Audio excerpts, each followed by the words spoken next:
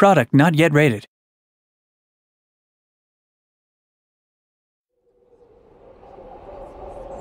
I'm the creative director for Dead Space 3. And I'm the senior audio artist on Dead Space 3. We're going to take a look at our current single-player demo. Isaac! Carver, goddammit, give me a hand here!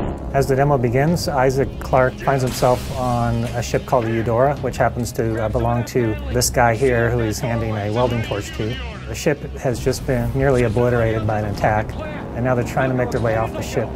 Carver, where can I find an EVA suit? Carver, down that way!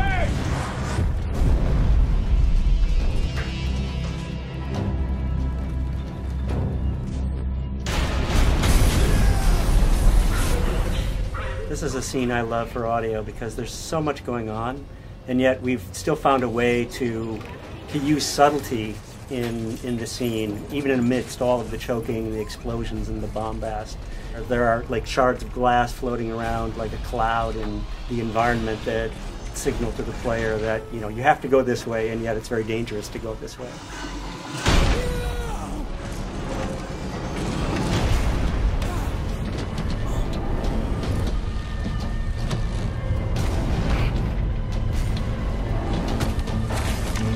In this part, Isaac desperately is trying to get his spacesuit on in time. The clock is counting down and the ship is on fire. It's about to blow up.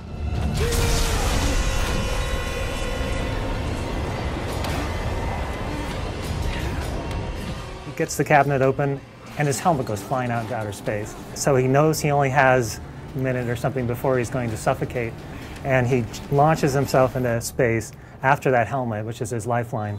And he gets it just in the nick of time as he finds himself in the middle of the Eudora as it's flying to pieces. Guys, okay, I see it. Let's find something to hang on to.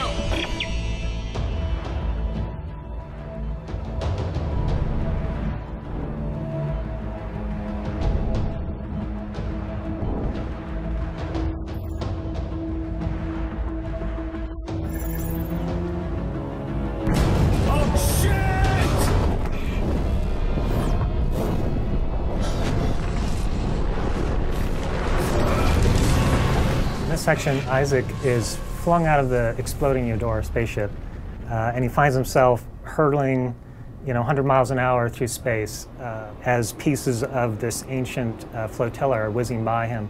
And what this did is it gave us a really excellent opportunity for introducing the next setting for Isaac in the game, which is this derelict flotilla lost a long time ago in outer space. You've got Isaac, this little insignificant guy, flying through massive pieces of ship that are just tumbling left and right. We wanted to create an intense feeling of chaos for the player, so they just can almost not comprehend how much stuff is going on around them. And they're freaking out about which way they have to go, left or right, and as they're going, they're just seeing pieces of ancient history tumbling by. And very much so is kind of like the evolution of the Halo jump that we did in Dead Space 2 as well. I mean, sonically and gameplay-wise, there's so much going on.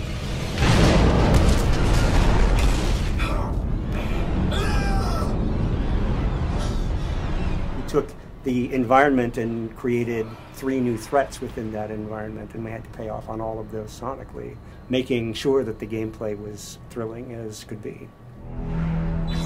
In a scene like this, on one of the prior games, we would have made it much more aleatoric and just about kind of tone clusters and chord swells that are really difficult to relate to. And I think that we're inching towards going towards a more thematic musical approach.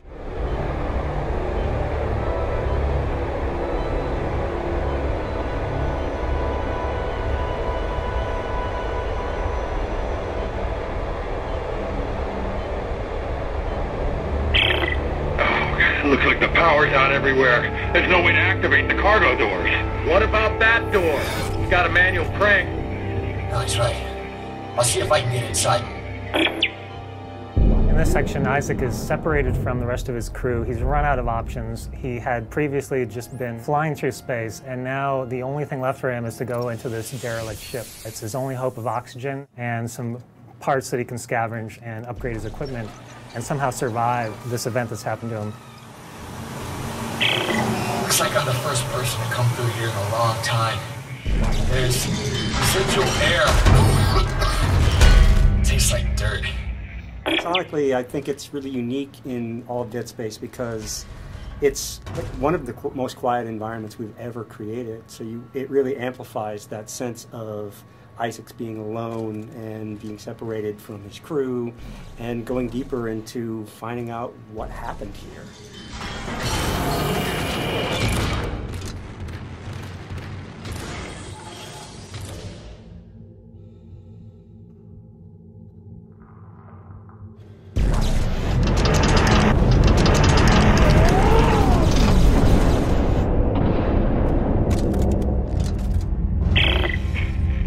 Hard to breathe, sir.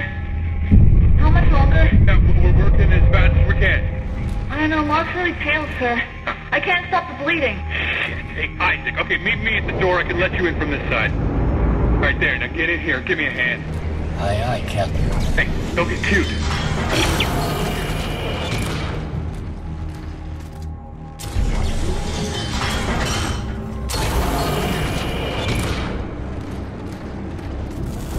Isaac, Ellie's SOS is coming from deeper inside this ship, but I can't leave Rosen and Locke. Send me the coordinates. I'll go check it out. Here you go. Hey, don't stray too far. That's an order.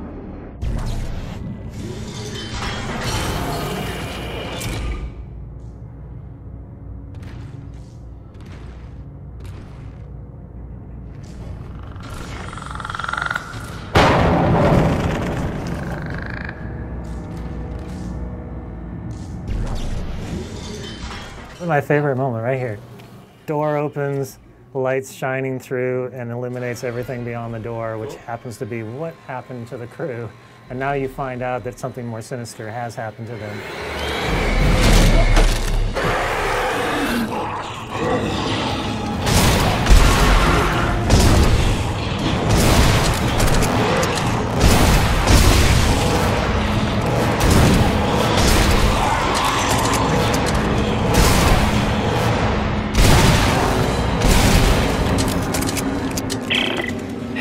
Holy shit! What? What is it? What's going on? I just got jumped by what's left of the crew. What? No one could have survived out here for that long. They didn't survive.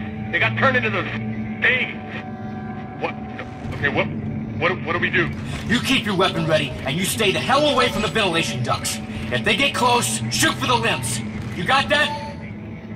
I said you got that! Yeah, okay. One thing that I think is really interesting about the Necromorphs this time out is that they've been made out of these 200-year-old mummified corpses. So as you're going through the ship, you find these kind of crusty, crackling, strange aberrations that have been turned into necromorphs from a long, long time ago. It's just a really interesting way to see what the necromorph infection would do to a mummy.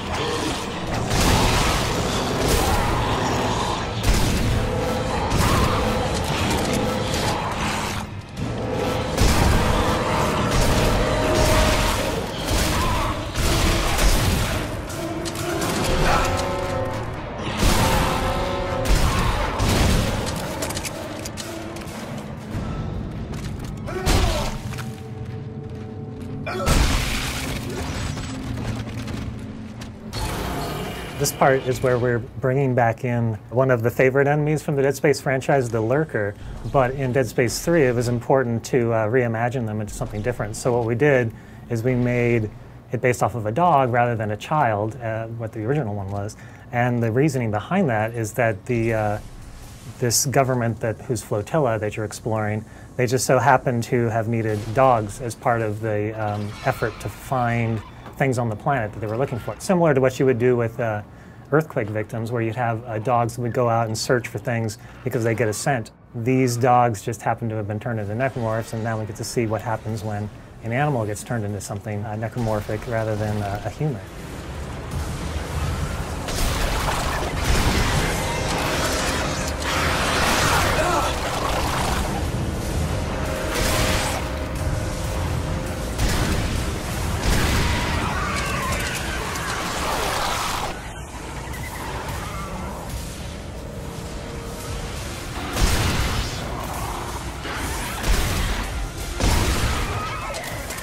We're going to skip ahead to our favorite part of the demo, the generator room. There's a lot going on in here. It's a big spectacle. Let us know what you think.